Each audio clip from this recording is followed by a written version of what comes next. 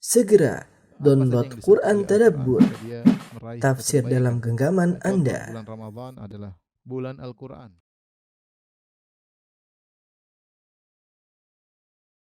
Bismillahirrahmanirrahim. Assalamualaikum warahmatullahi wabarakatuh. Alhamdulillahi ala ihsani wa syukru lahu ala taufiqihi wa amtinani wa asyhadu an la ilaha illallah wahdahu la syarika lahu ta'ziman li sya'ni wa asyhadu anna Muhammadan abduhu wa rasuluhu da'ila ridwani. Allahumma salli alaihi wa ala alihi wa ashabihi wa ikhwani. Para ikhwan dan akhwat yang dirahmati Allah Subhanahu wa taala, para jemaah Masjid Tarbiyah Cilandak yang dirahmati oleh Allah Subhanahu wa taala, kita masih melanjutkan pembahasan kita tentang haji wada dari Nabi sallallahu alaihi wasallam. Pada pertemuan terakhir kita sebutkan Nabi sallallahu alaihi wasallam meninggalkan Muzdalifah, kemudian Rasulullah SAW menuju ke Mina, kemudian Rasulullah SAW melempar Jamratul Aqabah ya. Jadi tanggal 10 Rasulullah SAW hanya melempar Jamratul Aqabah.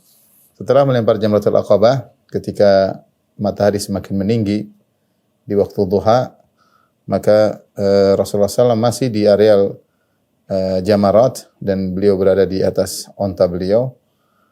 Kemudian orang-orang berada di hadapan Nabi, ada yang berdiri, ada yang duduk. Maka Rasulullah SAW berkhutbah di situ, ya, menyampaikan nasihat kepada para jamaah, ya, karena banyak orang yang hadir bersama Nabi Sallallahu Alaihi Wasallam.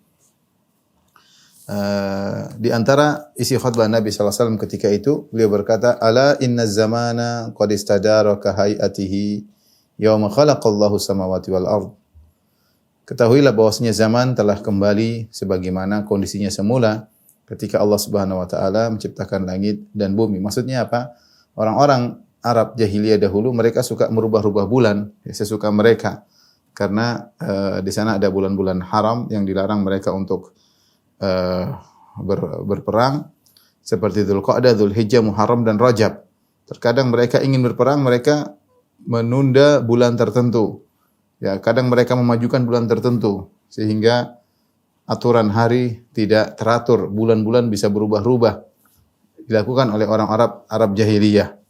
Maka ketika di Haji Wada Rasulullah SAW mengatakan bahwasanya inna zamana qad istadara ka hayatihi yauma khalaqallahu samawati wal ardh. Hari ini tanggalan sudah normal kembali. Artinya gampangannya demikian. Kita terjemahkan hari ini tanggalan yaitu bulan-bulan sudah normal kembali sebagaimana yang seharusnya. Artinya hari ini adalah 10 Dzulhijjah. As-sanatu 12 syahran. Kata Nabi, tahun adalah 12 bulan. Minha arba'atun hurum. Di antara 12 bulan itu ada 4 bulan haram. Thalathun mutawaliyat. 3 bulan yang berturut-turut. Bulan-bulan haram, yaitu Dzulqa'dah, Dzulhijjah dan Muharram. Ini 3 bulan yang dilarang untuk berperang. Wa Rajab Mudhar. Dan ada bulan yang keempat yang tidak berurutan, ya, karena habis Muharram harusnya kan Safar, kemudian Rabiul Awal, Rabiul Tsani, baru kemudian Jumadil Ula, Jumadil Tsaniyah, kemudian Rajab, baru Sya'ban. Jadi 4 bulan haram adalah Dzulqa'dah, Dzulhijjah, Muharram. Yang keempat, yang 3 berurutan, yang keempat ini loncat, ya, belakangan, ya, setelah bulan-bulan yang lain. Jadi kalau saya mau gambarkan bulan-bulan, ya.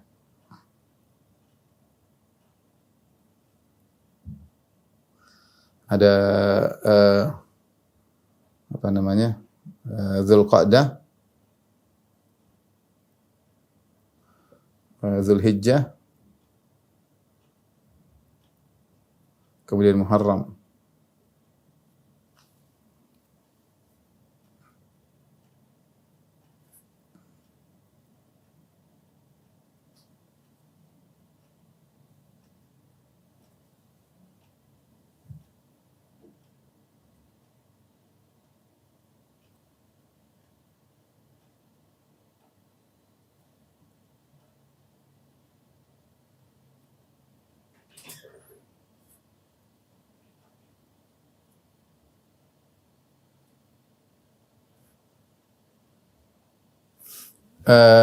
Inilah 12 bulan.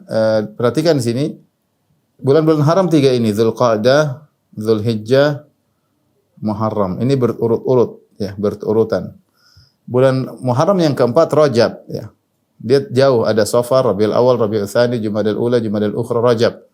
Sya'ban, Ramadan, Syawal. Ya, ini namanya bulan-bulan haram. Ya. Nah, orang-orang Arab dahulu ketika mereka berperang, mereka suka merubah-rubah Rajab ini. Rajab terkadang dimajukan, terkadang diundurkan, terkadang dimajukan. Terkadang dimajukan, terkadang diundurkan. Ya. Buat apa? Buat mereka supaya mereka mau perang sesuka mereka. Tapi Dzulqa'dah, Dzulhijjah, Muharram biasanya mereka komitmen untuk tidak berperang pada bulan-bulan tersebut. Adapun bulan Rajab mereka suka rubah-rubah. Padahal Rajab juga dilarang untuk berperang. Nah, yang mempertahankan bulan Rajab adalah yang komitmen adalah suku Mudhar ya. Yang komitmen adalah kabilah Mudhar. Mereka tidak rubah-rubah. Makanya dikatakan wa Rajab Mudhar. Kata Nabi sallallahu alaihi wasallam, Rajab Mudhar alladzi baina Jumada wa Sya'ban ya. Inilah bulan-bulan haram ya. Kemudian Rasulullah SAW, jadi setelah ketika Rasulullah SAW berhaji, karena bulan Rajab suka dirubah-rubah, ya, dimajukan, dimundurkan, ya, maka ketika Nabi sedang berhaji, semua bulan kembali normal seperti sedia kala. Ketika Rasulullah sedang berhaji, benar-benar tanggal 10 Dzulhijjah, Yaumun Nahar, tidak maju, tidak mundur. Tanggal sudah stabil, bulan-bulan sudah stabil. Rasulullah SAW berkata, ayu yaumin hadha, ini hari apa? Kami menjawab Allah wa Rasuluhu a'lam. Rasulullah SAW pun terdiam. Kami menyangka bahwasanya Rasulullah SAW akan merubah namanya. Rasulullah SAW berkata, alaysa yauman nahri, bukankah ini adalah hari nahar? Qulna bala, tentu ya Rasulullah. Kemudian Rasulullah SAW berkata lagi, ayu syahrin hadha, ini bulan apa? Qulna Allah wa Rasuluhu a'lam, kami katakan Allah dan Rasulullah lebih mengetahui. Rasulullah SAW pun terdiam sampai kami menyangka bahwasanya Rasulullah SAW akan mengganti namanya dengan nama bulan yang lain. Rasulullah berkata, alaysa Dzulhijjah, bukankah ini bulan Dzulhijjah? Alaysa Dzulhijjah, bukan ini bulan Dzulhijjah? Qulna bala, kata kami tentu ya Rasulullah. Kemudian Rasulullah SAW bertanya lagi, ayu baladin hadha, ini negeri apa? Kota mana? Kami berkata Allah dan Rasulullah mengetahui. Rasulullah SAW pun terdiam sampai kami menyangka Rasulullah SAW akan mengganti dengan nama yang lain. Alaysat, Rasulullah berkata, alaysat baldah, bukankah ini kota Mekah? Qulna bala, tanah haram.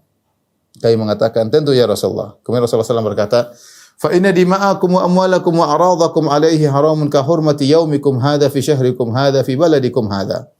Sungguhnya darah kalian haram, harta kalian haram, harga diri kalian haram. Sebagaimana kehormatan hari ini, di bulan ini, di negeri kalian ini. Wasatalqauna rabbakum, kalian akan bertemu dengan Rabb kalian. Fayas'alukum an a'malikum.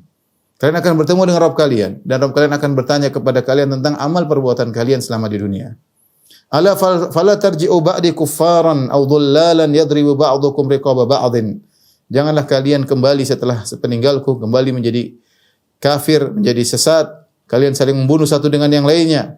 Ala liyuballigha syahidul ghaib, hendaknya yang hadir menyampaikan kepada yang tidak hadir.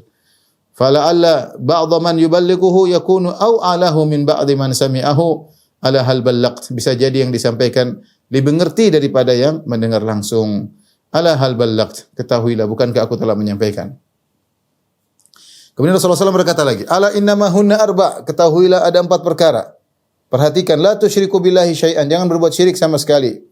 Wa la taqtulun nafsa allati harramallahu illa bil haqq, jangan kalian bunuh jiwa yang diharamkan oleh Allah untuk membunuhnya. Wala taznu, jangan kalian berzina, wala tasriku, jangan kalian mencuri. Rasulullah berkata lagi, ala wa inni faratukum alal khawd anzurukum. Sungguhnya aku akan mendahului kalian di telagaku, aku menanti kalian, aku menunggu kalian. Rasulullah kabarkan nanti padang mahsyar, Rasulullah duluan menuju ke al-haud, ke telaga Nabi untuk menunggu kalian. Wa inni mukatsirun bikumul umama, dan aku bangga di jumlah kalian yang banyak di hadapan umat-umat yang lain. Fala tusawwidu wajhi, jangan kalian menghitamkan wajahku. Ala wa qad ra'aitumuni wa sami'tu minni wa tus'aluna anni, sungguh kalian telah melihatku, kalian telah mendengar dariku dan kalian akan ditanya tentang aku. Faman kadzaba alayya, siapa yang berdosa atas namaku, falyatabawwa maq'adahu minan nar, maka siapkanlah tempat duduknya di neraka.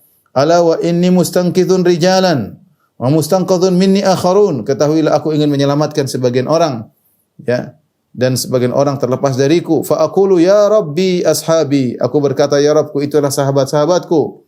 Fayuqalu innaka la tadri ma ahdatsu ba'dak. Maka dikatakan kau tidak tahu apa yang mereka kerjakan setelahmu. Ya, ini dalil yang sangat kuat dan hadis seperti ini banyak mutawatir. Bahwasanya Rasulullah SAW menyampaikan ketika beliau di telaga ada orang-orang yang Rasulullah SAW kenal. Ketika Rasulullah SAW ingin menyuruh mereka ke telaga, mereka terusir dari telaga Nabi SAW dan Rasulullah mengatakan, ya Rabbi usayhibi, mereka adalah sahabat-sahabatku, orang-orang aku kenal. Maka dikatakan kepada Nabi, innaka la tadri ma ahdatsu ba'dak. Kau tidak tahu apa yang mereka lakukan setelahmu. Innahum qad baddalu wa ghayyaru. Mereka telah merubah dan mengganti-ganti ajaranmu. Ini dalil bahwasanya Rasulullah SAW tidak tahu apa yang terjadi setelah sepeninggal beliau, ya. Tidak seperti keyakinan sebagian orang bahwasanya Rasulullah SAW setelah meninggal masih keluar dari kuburan, jalan sana, jalan ke sini, menghadiri acara ini, menghadiri acara sana, kemudian injak-injak tepung kalau menghadiri acara, kelihatan jejak kaki Nabi SAW. Kalau ceritanya Nabi keluar ke sana kemari, ya berarti Nabi tahu kondisi-kondisi manusia. Sampai sekarang Nabi keluar, hadiri acara inilah, acara anulah. Berarti Nabi tahu kondisi manusia. Kenyataannya Rasulullah SAW tidak pernah demikian. Ketika Rasulullah SAW meninggal, Rasulullah SAW tidak pernah keluar sama sekali bertemu dengan istri-istri beliau yang 9 orang yang beliau tinggalkan. Beliau juga tidak pernah keluar untuk bertemu dengan sahabat-sahabat beliau yang beliau cintai. Beliau tidak pernah ketemu dengan Aisyah, tidak pernah keluar ketemu dengan Ummu Salamah, tidak pernah keluar ketemu dengan Zainab bintu Jahsy, tidak pernah keluar ketemu dengan Saudah, tidak pernah ketemu dengan istri-istri beliau. Beliau tidak pernah keluar dari kuburan bertemu dengan Abu Bakar, dengan Umar, dengan Utsman, dengan Ali dan sahabat-sahabat beliau. Beliau juga tidak pernah keluar ketemu dengan imam yang 4. Imam Malik, Imam Abu Hanifah, Imam Ahmad, Imam Syafi'i tidak pernah, ya. Kemudian beliau keluar di zaman sekarang menghadiri acara-acara tertentu dan ini tentu adalah hal yang sangat tidak logis. Ini dalil innaka la tadri ma ahdatsu ba'dak. Kata Allah kepada Nabi atau malaikat berkata kepada Nabi, kau tidak tahu apa yang mereka adakan setelah sepeninggalmu, ya. Dan ini mirip seperti perkataan yang Allah abadikan perkataan Nabi Isa alaihissalam, anta qulta lin-nasi ittakhiduni wa ummi ilahaini min dunillah. Allah bertanya kepada Nabi Isa di hadapan manusia, di hadapan para mengaku-ngaku yang pengikutnya, apakah engkau berkata kepada manusia, jadikanlah aku dan ibuku Maryam dua Tuhan selain Allah? Nabi Isa mengatakan, subhanallah, ya. Ma qultu lahum illa ma amartani bihi. Aku tidak memerintahkan kepada mereka kecuali apa yang kau perintahkan kepada aku. Anibudullaha rabbi wa rabbakum. Sembahlah Allah, Rabbku dan Rabb kalian. Wa kuntu alaihim syahidan ma dumtu fihim. Dan aku mengetahui mereka, aku menyaksikan mereka ketika aku bersama mereka. Falamma tawaffaitani, tatkala kau angkat aku, kunta antar raqib alaihim. Engkaulah yang mengawasi mereka, ya Allah. Nabi bisa mengatakan, saya tidak tahu apa-apa. Apa yang mereka lakukan saya tidak tahu. Ya. Saya tidak tahu. Nabi Isa alaihissalam pun tidak tahu, ya. Karena Nabi Isa tidak pernah jalan-jalan di atas muka bumi sebagaimana nabi-nabi yang lain tidak pernah keluar dari kuburan jalan-jalan di muka bumi. Demikian juga Nabi Muhammad SAW tidak pernah jalan-jalan setelah meninggal sana kemari ketemu wali ini, ketemu wali mursyid sana, hadiri acara ini, hadiri acara sana. Ini khurafat yang disebarkan di masyarakatnya. Dan dikatakan oleh Asy-Syaukani dalam risalahnya mengingkari akan hal ini. Di antara khurafat yang tersebar adalah meyakini Rasulullah SAW hadir dalam acara-acara maulid, ya, yang dinyatakan oleh sebagian orang. Wa qala Rasulullah sallallahu ala la yajni janin illa ala nafsihi. Ya, tidaklah seorang berbuat zalim kecuali kepada dirinya sendiri. Dan banyak nasihat-nasihat Nabi sallallahu alaihi wasallam, tidak mungkin kita bacakan seluruhnya, ya.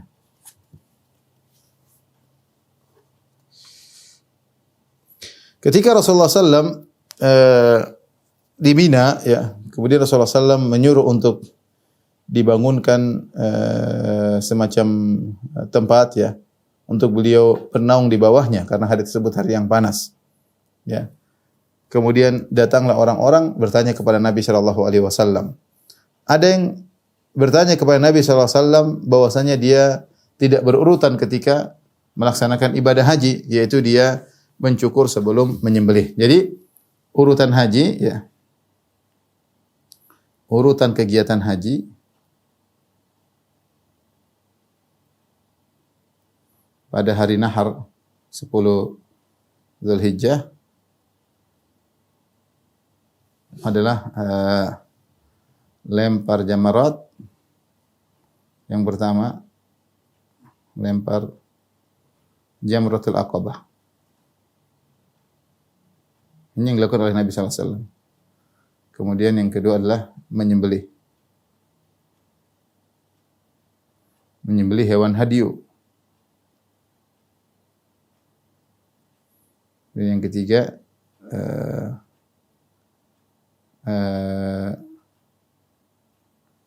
kemudian mencukur gundul, menggundul kepala.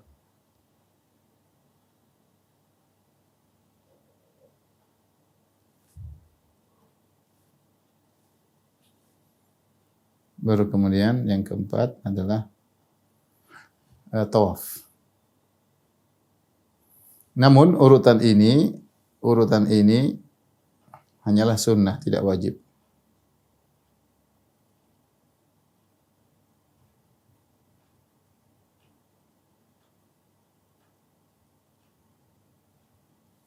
Maka ada yang bertanya kepada Nabi SAW, dia mendahulukan misalnya di sini dikatakan amman halaka qabla an yadhbah. Dia mendahulukan mengundul kepala sebelum menyembelih. Jadi mendahulukan nomor 3 sebelum nomor 2. Boleh atau tidak? Kata Rasulullah SAW, la haraj, tidak mengapa.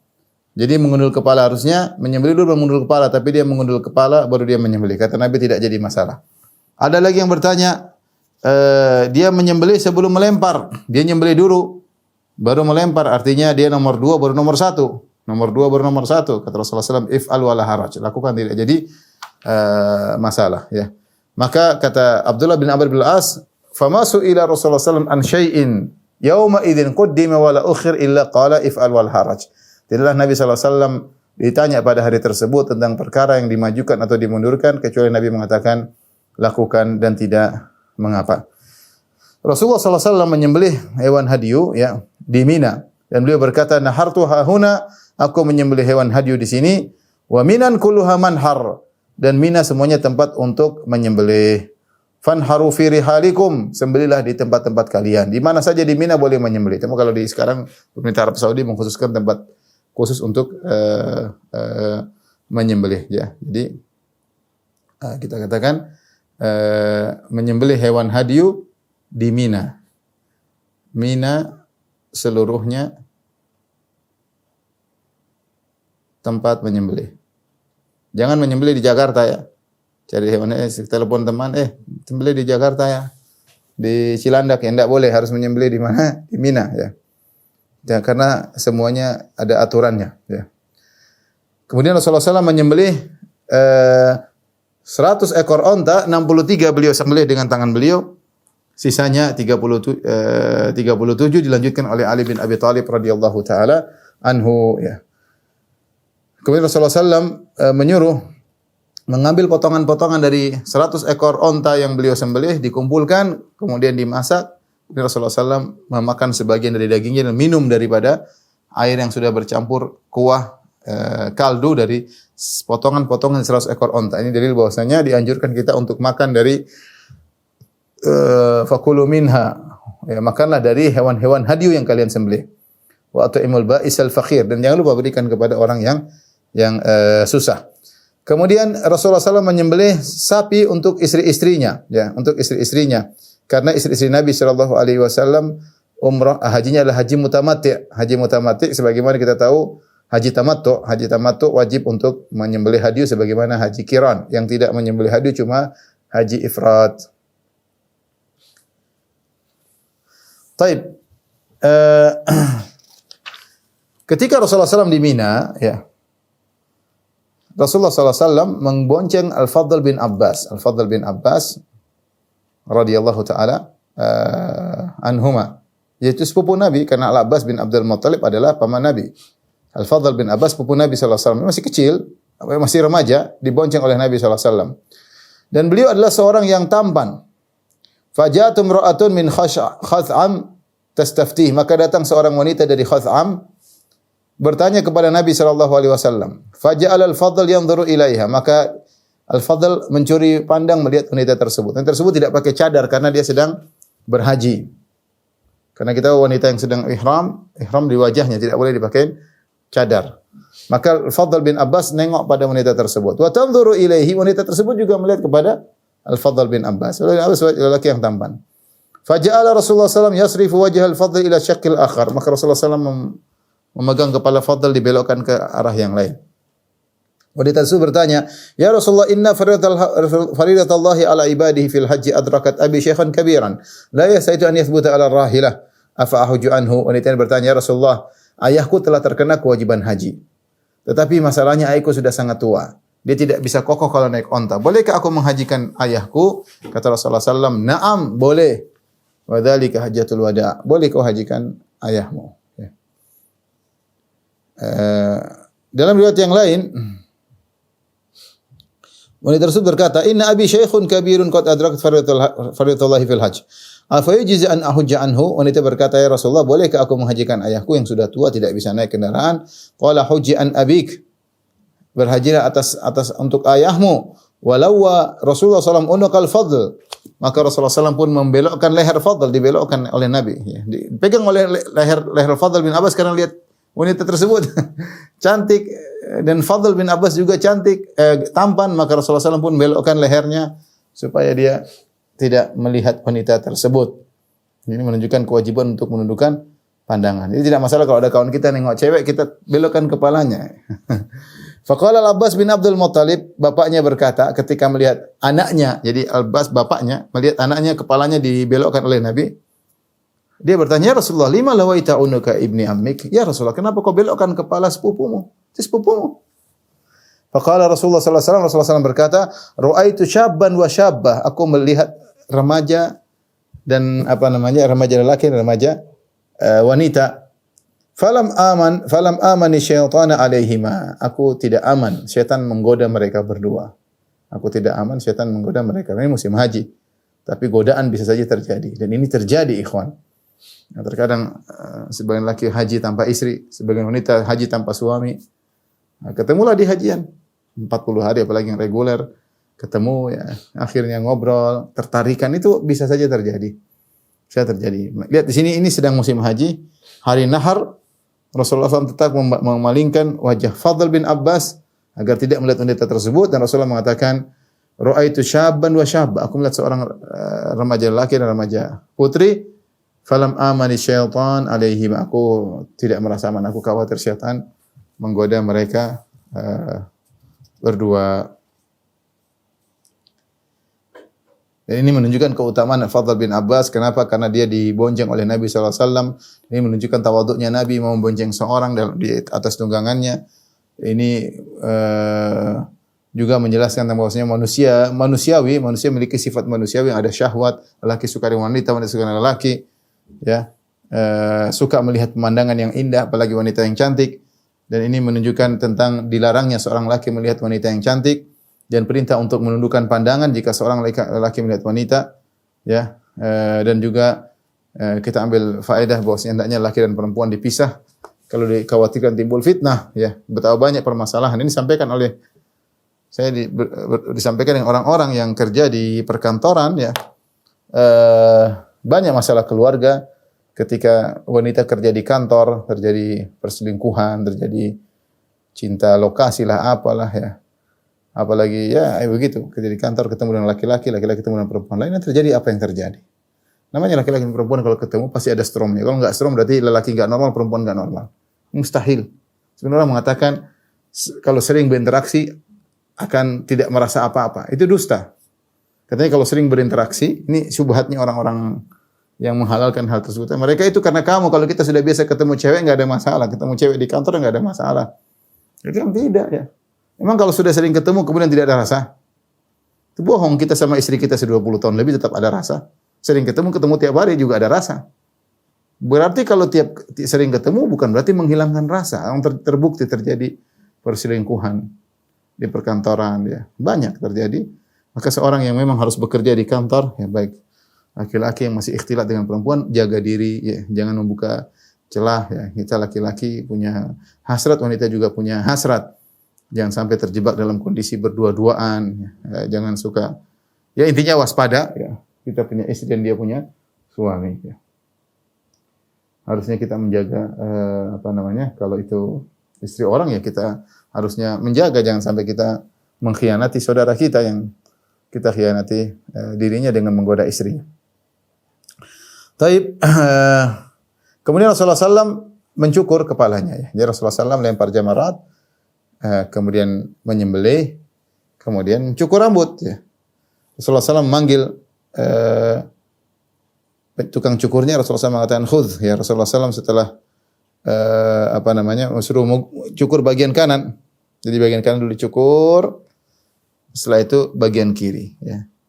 Ketika Rasulullah SAW mencukur sebelah kanan, Rasulullah SAW mengambil rambutnya, Rasulullah SAW berikan kepada Abu Talha. Rasulullah SAW suruh bagi kepada orang-orang yang sedang hajian. Maka Abu Talha radhiyallahu anhu bagi-bagikan, ya. Setiap rambut diberikan kepada, tidak ada satu helai pun dari rambut Nabi yang terbuang, dibagi-bagikan kepada para sahabat Rasulullah sallallahu alaihi wasallam, orang yang berhaji ketika itu. Dan di antara para sahabat ada yang mencukur gundul, ada yang mencukur pendek. Maka Nabi sallallahu alaihi wasallam berdoa, kata Rasulullah sallallahu alaihi wasallam, Allahumma ighfir lil muhalliqin, ya Allah, ampunilah orang-orang yang gundul. Maka yang cukur pendek mengatakan, wal muqassirin, ya Rasulullah, doakan juga ampunan bagi yang cukur pendek. Rasulullah SAW ulangi, Allahumma ighfir lil muhalliqin, ya Allah, rahmatilah atau ampunilah orang-orang gundul. Orang cukur pendek mengatakan, wal muqassirin, ya Rasulullah, cukur pendek juga doakan ya Rasulullah. Rasulullah ulangi lagi, Allahumma ighfir lil muhalliqin, ya Allah, ampunilah orang-orang yang gundul. Wal muqassirin, dan juga ampunilah orang-orang yang cukur pendek. Dari sini kita tahu bahwasanya orang yang gundul lebih afdal, didoakan ampunan oleh Nabi sebanyak 3 kali.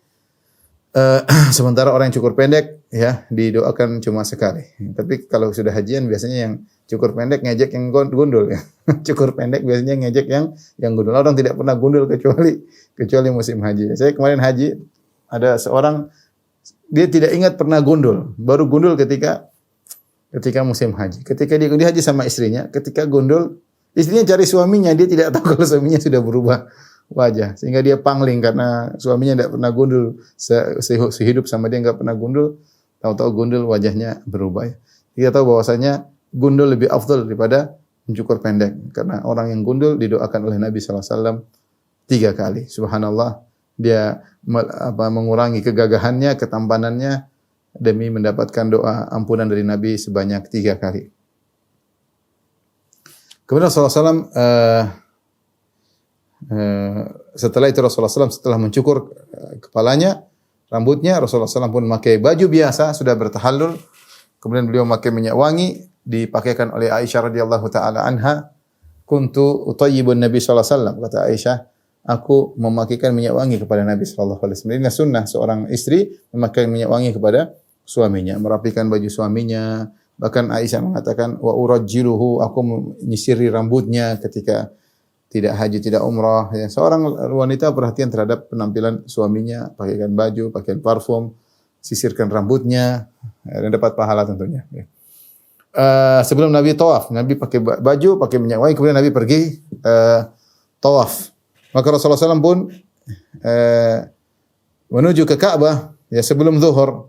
Maka Rasulullah SAW sampai sana Rasulullah tawaf ifadah, tawaf haji. Di atas, beliau bertawaf di atas ontanya supaya orang-orang melihat, ya, supaya orang melihat. Ini dalil bahwasanya boleh tawaf di atas kendaraan. Seperti sekarang orang tawaf pakai kursi roda, ada yang pakai semacam skuter. Ini diperbolehkan, terutama kalau ada keperluan. Kalau ada keperluan, sebagaimana Nabi SAW tawaf dengan menggunakan ontanya, sa'i juga dengan menggunakan ontanya. Tapi kalau seorang mampu untuk berjalan kaki, itu lebih baik. Adapun Nabi SAW kenapa naik onta? Karena beliau jadi pusat perhatian. Orang-orang semua ingin mencontohi tata cara haji beliau. Bahkan Rasulullah SAW ketika tawaf, beliau menyentuhkan Hajar Aswad dengan tongkatnya. Ya. Kemudian beliau mencium tongkatnya tersebut. Setiap beliau melewati Hajar Aswad, asyara ilaihi bihi wa kabbar. Rasulullah SAW berisyarat, Rasulullah SAW bertakbir Allahu Akbar. Ya. Jadi tidak harus bismillah Allahu Akbar. Kita cukup Allahu Akbar. Lewat lagi Hajar Aswad, Allahu Akbar. Lewat lagi Hajar Aswad, Allahu Akbar, kasih isyarat. Kalau bisa sentuh alhamdulillah, kalau enggak beri isyarat sambil bertakbir. Setelah tawaf Rasulullah SAW kemudian minum dari air Zam-Zam. Setelah itu Rasulullah SAW balik ke Mina. Dan kemudian salat zuhur di Mina. Ada yang mengatakan Rasulullah SAW salat zuhur di Masjidil Haram. Wallahu a'lam bishawab. Intinya Rasulullah SAW setelah tawaf, Rasulullah SAW balik ke ke Mina ya. Rasulullah tidak sa'i lagi karena Rasulullah SAW sudah sa'i sebelumnya dan beliau adalah hajinya haji qiran ya. Adapun orang-orang tamattu mereka sa'i lagi karena sa'i haji.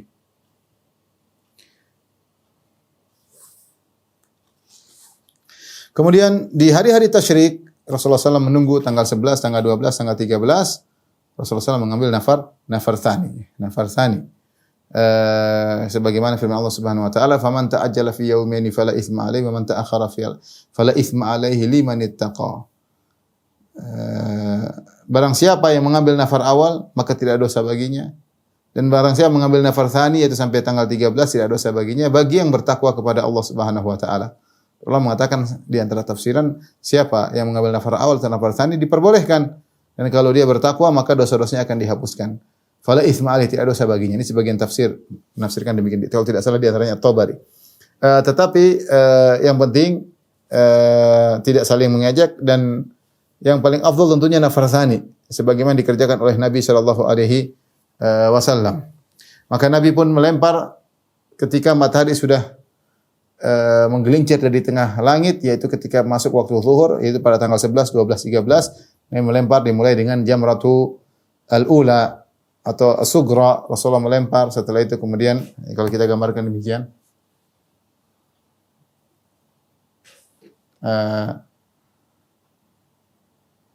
melempar jamarat,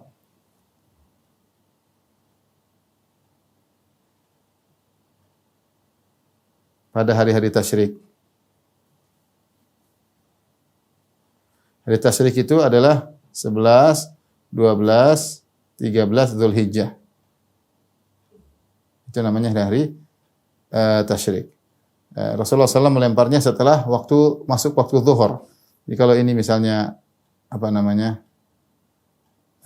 al-sughra ya, al-wusta, al-kubra. Ini Mekah, ini Mina.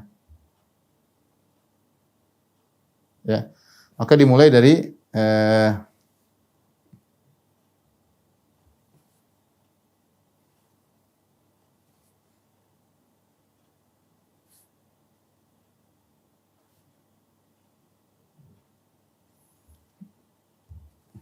ini adalah sugra,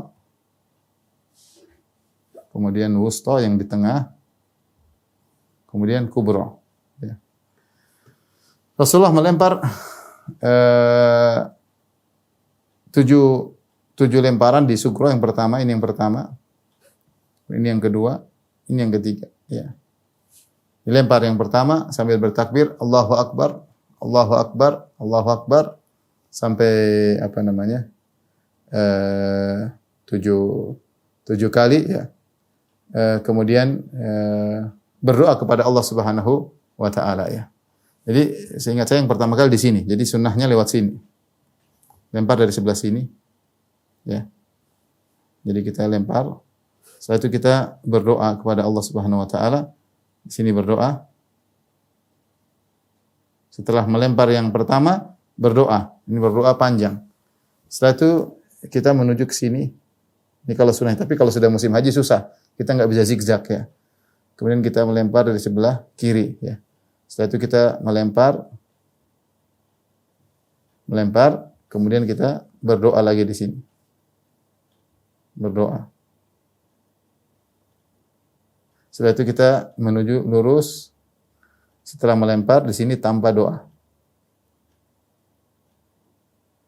Sebagian orang Indonesia salah. Jadi mereka pertama mereka tidak berdoa, setelah melempar kedua mereka tidak berdoa, justru setelah ketiga mereka baru berdoa. Padahal salah, sunnahnya setelah pertama berdoa, kemudian setelah lempar kedua berdoa, yang ketiga baru tanpa doa. Kalau tidak salah seperti ini, Rasulullah SAW sebelah kanan dulu, baru sebelah kiri, baru kemudian lurus. Tapi ini sunnah, tidak harus demikian. Karena kalau sudah musim haji biasanya padat, seorang sudah terjebak dengan aturan. Jadi di antara tempat-tempat yang dianjurkan untuk berdoa, ya, tempat-tempat yang dianjurkan berdoa ketika haji, tempat-tempat ijabah doa adalah satu di atas sofa, Ketika sa'i tentunya di atas bukit Safa. Yang kedua di atas Marwah. Ketika sa'i ini semuanya, Marwah. Yang ketiga adalah di Arafah. Ini tentu jelas kita pada wukuf di Arafah. Yang keempat adalah Muzdalifah. Nah, ini yang sering orang lupa. Muzdalifah terutama setelah salat subuh. Ini yang sering lupa. Banyak orang setelah salat subuh langsung jalan. Padahal Rasulullah SAW berdoa juga setelah salat subuh. Kemudian yang kelima di antaranya setelah jamrah sugrah. Yang keenam setelah jamrah wusta. Inilah 6 tempat berdoa ketika hajian, dan ini disebutkan oleh Ibnu Al-Qayyim rahimahullah dalam kitabnya Zadul Ma'ad.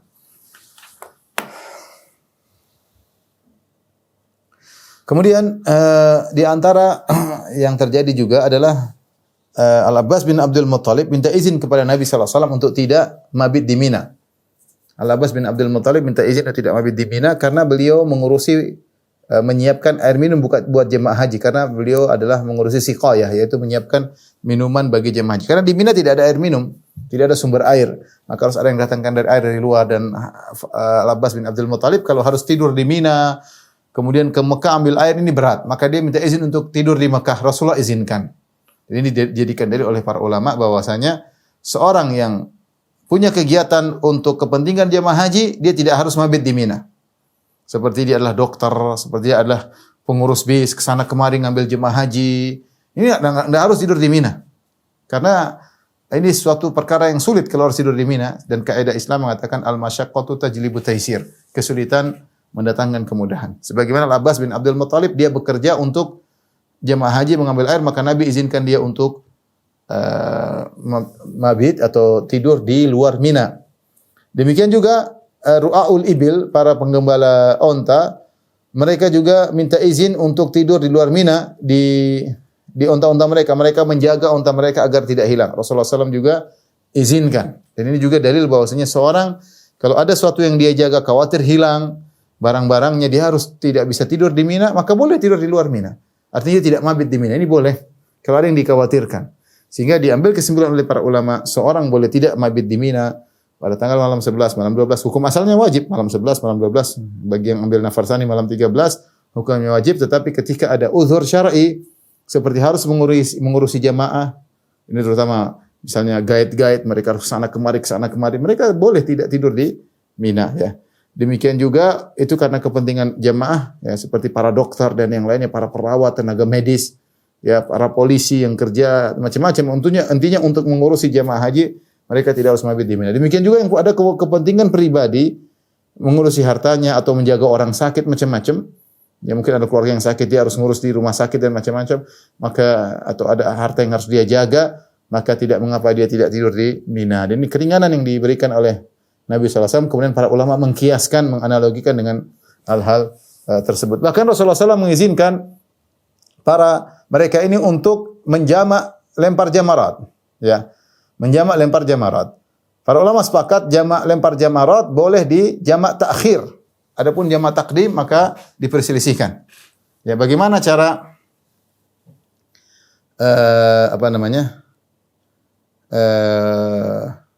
lempar jamarat, ya? Cara menjamak lempar jamarat. Ini boleh bagi orang yang berhalangan.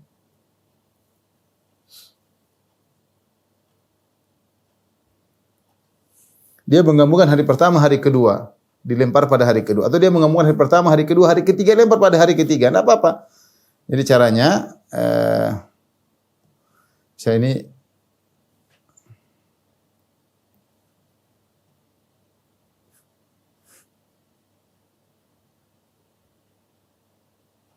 jadi kita bilang ini sugra, kemudian ini wusta, ini kubra. Kalau kita ingin menjamak, caranya bagaimana? Caranya kita lempar dulu nih satu, ya. Kemudian lemparan kedua, lempar ketiga. Kita lempar hari pertama, ya. Jadi kita lempar jalan, lanjut lagi jalan, lempar lagi, lanjut lagi. Setelah itu kita balik. Ini untuk hari pertama. Untuk hari pertama. Kemudian kita balik lagi, ya. Kita balik lagi, ini lempar lagi kedua. 1, 2, 3. Caranya begitu ya. Lempar lagi. Ini untuk hari kedua. Misalnya dia mau jamak 3 hari ya, dia hari ketiga begitu lagi ya. Bukan dia lempar, bukan di sini lempar hari yang sugro dia lempar, kemudian lempar 2 kali untuk 1 hari 2 hari. Enggak. Harus urutan selesai baru muter lagi 1, 2, 3. Begitu caranya. Ya. Begitu caranya. Jamak takhir boleh. Jamak takdim ada khilaf. Yang benar boleh insyaallah ta'ala. Karena datang sebagian lafal menunjukkan salah satu hari enggak ada masalah. Ya, dia boleh mentakdim. Tapi ini ada khilaf. Kalau jamak takhir, dia melemparkan hari pertama, diundur pada hari kedua boleh. Atau dia mengundur hari pertama, kedua dia lemparkan pada hari ketiga, boleh. Ya, caranya tapi demikian. Ini bagi orang berhalangan, orang yang sakit misalnya, boleh dia menjamak lempar jamarat tersebut. Di hari-hari tasyrik Rasulullah SAW juga berkhutbah memberi nasihat di tengah-tengah hari-hari tasyrik. Kata Nabi SAW, ya ayuhan nas, wahai manusia sekalian, ala inna rabbakum wahid, ketahui Rabb kalian adalah satu, wa inna abakum wahid, bahwasanya Tuhan kalian, ayah kalian atau nenek moyang kalian satu, yaitu Adam. Kalian semua berasal, kalian menyembah Tuhan yang sama dan kalian berasal dari satu nenek moyang yang sama, itu Adam alaihissalam. Ala la fadla li arabiyyin ala ajami, ketahuilah tidak ada keutamaan orang Arab di atas orang non-Arab. Wala li ajamiyyin ala arabiyyin, dan tidak ada keutamaan kemuliaan orang non-Arab terhadap orang Arab. Wala ahmar ala aswad, dan tidak ada kemuliaan orang berkulit putih di atas orang berkulit hitam. Wala aswada ala ahmar, dan tidak ada kemuliaan orang berkulit hitam di atas orang berkulit putih. Illa bittaqwa, kecuali dengan ketakwaan. Aballaqtu, apakah sudah aku sampaikan? Mereka menjawab, ballagha Rasulullah. Rasulullah SAW sudah menyampaikan. Ini Masya Allah, Islam adalah agama yang non rasis ya, rasisme tidak ada. Ya, maka semuanya dengan ketakwaan. Bilal bin Rabah ya, budak tapi masuk surga, dan banyak orang-orang non-Arab yang kemudian dimuliakan oleh Islam ya. Sebagaimana perkataan seorang penyair, laqad rafa'al Islamu Salman al-Farisi. Sungguh Islam telah mengangkat derajat Salman al-Farisi. Dia orang Persia, bukan orang Arab. Tapi derajatnya naik. Waqad wada'a al-kufru an-nasiba Abu Lahabin. Sementara kekufuran telah menjatuhkan orang yang bernasab tinggi Abu Lahab. Abu Lahab nasabnya sangat tinggi. Dari Bani Hashim, Quraisy, pamannya Nabi. Top nasabnya, tapi hancur karena kekufuran. Maka tidak boleh seorang membanggakan nasabnya dibanding nasab orang lain, rasnya dibandingkan ras orang lain. Islam tidak mengenal demikian iman. Kata Allah, inna akramakum indallahi atqakum. Yang paling mulia yang bertakwa di antara kalian. Kemudian Rasulullah SAW mengambil nafar tsani, kemudian Rasulullah SAW meninggalkan Mina. Ya. Rasulullah SAW meninggalkan Mina. Rasulullah SAW tinggal suatu daerah namanya Muhassab. Ya. Setelah beliau meninggalkan Mina, ya, beliau sholat zuhur, sholat asar, sholat maghrib, sholat isya. Kemudian beliau tidur sejenak di sana. Kemudian beliau siap-siap pulang. Di malam tersebut, Aisyah radhiyallahu taala anha pingin umrah. Beliau berkata, ya Rasulullah, yasdurun nasu binusukain wa asduru binusukin. Ya Rasulullah, orang-orang semua ibadah dengan 2 nusuk, mereka haji dan umrah. Karena mereka haji tamattu. Adapun aku cuma satu, aku hanya haji saja. Karena Aisyah tidak bisa haji tamattu, karena dia ketika mau tahallul ternyata dia haid, sebagaimana sudah kita jelaskan. Rasulullah menjelaskan, ya sa'uka tawafuki li hajjiki wa umratiki. Sudah cukup kau tawaf ya Aisyah, mewakili haji dan umrahmu. Aisyah tidak mau. Dia ingin tetap umrah secara tersendiri. Maka akhirnya Rasulullah SAW memanggil saudaranya Abdurrahman bin Abi Bakar, saudaranya Aisyah radhiyallahu taala anha, dan Rasulullah memerintahkan dia untuk menemani Aisyah radhiyallahu taala anha untuk keluar ke daerah halal terdekat. Ke daerah halal terdekat ya.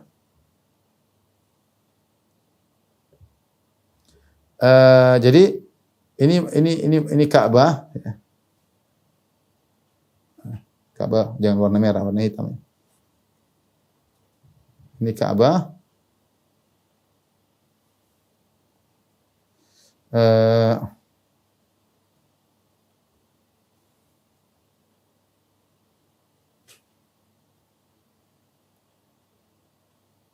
Nah, setelah Ka'bah ada namanya ini misalnya Masjidil Haram.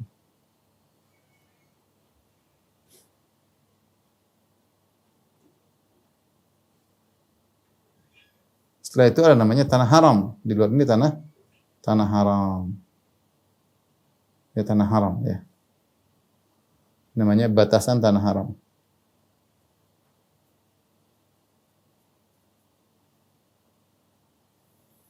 Nah, Tanah Haram ini dia tidak diameternya berbeda-beda ya. Diameternya berbeda-beda ya. Ada yang ke Tanah Haram, ada yang misalnya sampai 20-an kilo lebih dari 20 kilometer, dan yang paling dekat namanya Tan'im. Ada namanya yang paling jauh tuh namanya Hudaybiyah ya. Yang paling dekat Tan'im. Tan'im itu ke arah Madinah ya. Yang paling dekat namanya Tan'im. Di antaranya Arafah. Arafah juga tanah halal. Tan'im ini adalah tanah halal terdekat. Batas tanah halal terdekat. Ini kurang lebih 7 kilometer. Ya. Maka Nabi SAW menyuruh Abdurrahman bin Abi Bakar untuk menemani Aisyah untuk pergi ke tanah halal di sini, 2 orang, ya, Abu Bakar dan Aisyah, kemudian lalu masuk ke dalam Masjidil Haram untuk umrah. Kenapa? Karena umrah dalam bahasa Arab artinya ziarah. Umrah dalam bahasa Arab artinya ziarah. Ziarah maksudnya ziarah dari tanah halal ke tanah haram. Jadi orang mau umrah harus dari tanah halal dulu, baru masuk ke tanah haram. Maka Aisyah radhiyallahu anha disuruh keluar ke Tan'im. Sekarang dibangun masjid namanya Masjid Aisyah daerah Tan'im. Kalau kita arah ke Madinah itu arah ke selatan, arah ke utara. Ya. Maka kemudian masuk ke dalam untuk melaksanakan umrah. Ini dalil bahwasanya seorang kalau belum umrah dia boleh umrah setelah itu. Ya. Setelah semuanya maka Rasulullah SAW memerintahkan untuk tawaf wada, untuk meninggalkan kota Mekah. Kata Rasulullah SAW, la yanfiranna ahadun hatta yakuna akhir ahdihi bil bait. Tidak boleh seorang meninggalkan kota Mekah sampai terakhir yang dilakukan adalah tawaf. Dia tawaf, maka dikenal dengan tawaf wada. Tawaf wada hukumnya wajib. Seorang kalau tidak tawaf wada maka harus membayar dam. Adapun wanita yang haid maka diizinkan untuk tidak tawaf wada. Rasulullah memberi keringanan untuk tidak tawaf wada. Ya. Kemudian Rasulullah SAW pun berjalan menuju ke kota Madinah. Di antara kota Madinah dengan kota Mekah ada suatu tempat namanya Ghadir Khum. Situlah Rasulullah SAW mampir sebentar. Rasulullah SAW kemudian memberikan khutbah kepada para sahabat agar perhatian kepada Al-Quran dan juga perhatian kepada Ahlul Bait. Ya. Yang kejadian ini diagung-agungkan oleh orang-orang Syiah dan mereka menyatakan bahwasanya Rasulullah SAW di Ghadir Khum, Rasulullah SAW mewasiatkan kalau dia meninggal maka yang menjadi khalifah adalah Ali bin Abi Thalib. Itu riwayat dusta. Riwayat yang benar, yang sahih, Rasulullah SAW mengatakan, wa ana tarikun fikum thaqalain, aku meninggalkan pada kalian 2 perkara. Awaluhuma, yang pertama adalah kitabullah, yang kedua adalah ahlu baiti, keluargaku. Udzakirukumullah fi ahli baiti. Rasulullah suruh perhatikan terhadap ahlul baitnya. Udzakirukumullah fi ahli baiti, udzakirukumullah fi ahli baiti. Aku ingat kalian untuk perhatian terhadap keluargaku. Tapi tidak ada riwayat bahwasanya Rasulullah mengatakan bahwasanya yang jadi khalifah setelah ini adalah Ali bin Abi Thalib, bukan yang lainnya. Dan ini riwayat dusta disampaikan oleh orang-orang Syiah. Sehingga mereka memiliki hari raya yang menurut mereka lebih afdal daripada hari raya Idul Fitri, Idul Adha, yaitu Idul Ghadir. Idul Ghadir karena disitulah awal khurafatnya orang-orang Syiah yang meyakini Nabi memberi wasiat di hadapan 100.000 jamaah bahwasanya yang menjadi khalifah adalah Ali bin Abi Thalib. kalau dia meninggal dunia. Ini kedustaan yang nyata. Kalau seandainya Rasulullah pernah menyampaikan kepada 100.000 jamaah tentang hal tersebut. Ketika Nabi meninggal, kenapa para sahabat khilaf? Siapa yang menjadi pemimpin? Sampai kaum Ansar mengatakan kami, kaum Muhajirin mengatakan kami, sampai akhirnya mereka sepakat mengangkat Abu Bakar. Kalau seandainya 100.000 orang pernah mendengar, pasti mereka protes. Masa enggak ingat? Baru saja Nabi haji kemarin, Nabi bilang yang jadi khalifah adalah Ali. Ini khurafatnya orang-orang Syiah, yang riwayat dusta yang mereka sampaikan. Sehingga saking gembiranya mereka membuat hari raya Idul Qadir dibangun di atas kedustaan mereka. Taib, inilah tentang haji wada. Setelah Rasulullah SAW pulang ke kota Madinah, maka selesailah kita dari kisah haji wada. InsyaAllah kita lanjutkan, tinggal sedikit, InsyaAllah kita lanjutkan pertemuan berikutnya. Masih ada beberapa pertemuan lagi sebelum kita menyelesaikan tentang sirah Nabi sallallahu alaihi wasallam. Demikian Allah alam bisawab, apa yang saya sampaikan. InsyaAllah kita lanjutkan pekan depan sama dengan pengajian Masjid Tarbiyah Cilandak. Wabillahi taufiq wal hidayah. Assalamualaikum warahmatullahi wabarakatuh.